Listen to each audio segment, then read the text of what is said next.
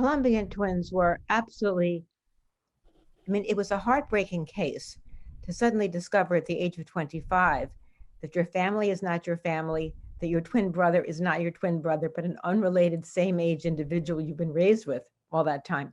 So what basically happened was there was a pair of identical male twins born in Bogota in a very well-established hospital.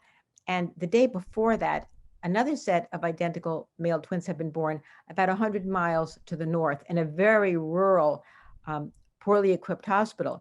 And one of those twins was very, very sick. So his grandmother brought him at the age of 1 day to a better equipped hospital in Bogota. And there he was accidentally exchanged with a twin in the other pair. So you had two sets of unrelated brothers growing up in vastly different environments. So what's unique about this case is it's a double switch, and it was not discovered until they were 25 years old. I have researched every documented pair of switched at birth twins. The only pair where there was a double switch was in Puerto Rico, involving four females. But that case was identified when the girls were 18 months old and they were switched back, which was very painful because every mother and father had grown to love their child. So it was a very painful exchange, but nevertheless, it was discovered at a much earlier age.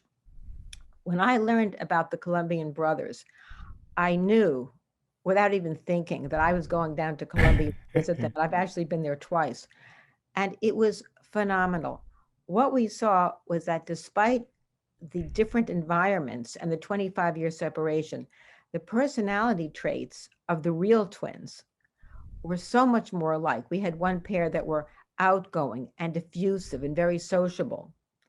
And we had one pair where they were more introspective and less showy and much more thoughtful about the kinds of things they did. And even when it came to strange habits, you can understand how a young male growing up in a city might be very clothes conscious and have his eyebrows tweezed and his nails done.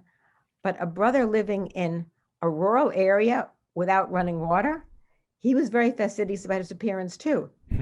The other two boys, one raised in the city, one raised in the country, couldn't care less. They were in sloppy sweatshirts and t-shirts all the time. Now, when it came to cognition, to their mental abilities, we did see some differences there. And so the extremely different environments did overwhelm some of the genetically based differences. And this surprised me, Dan, because having worked with twins raised apart for so many years, I was used to IQ points of 1 or 2 points apart, something like that. And I expected that here. But because the city boys had gone on to get Bachelor of Arts degrees and were even in some master's programs, the boys in the rural area didn't go past the 5th grade. And so you cannot possibly compare those two. So we did see differences in educational background showing up in the intelligence test scores. But that's important information.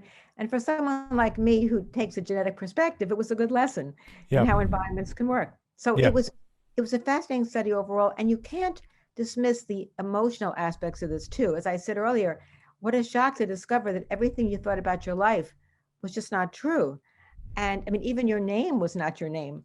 And so after, some emotional reckoning that they all had to go through, particularly the switched ones, everybody is now friends. They have a common email address. They get along beautifully. They vacation together. I mean, they are really a lesson in how you cope with something like this, because it's not an easy undertaking.